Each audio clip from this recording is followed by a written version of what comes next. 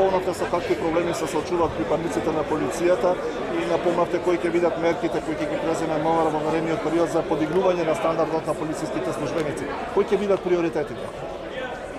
Видете, кога говориме за приоритети во Министерството за внатрешни работи,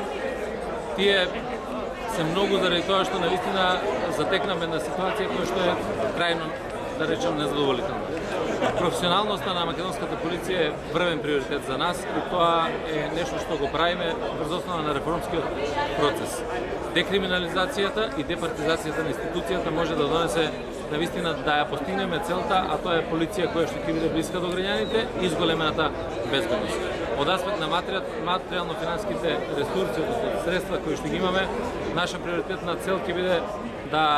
ја опремиме македонската полиција, како што напоменав, 10 години нема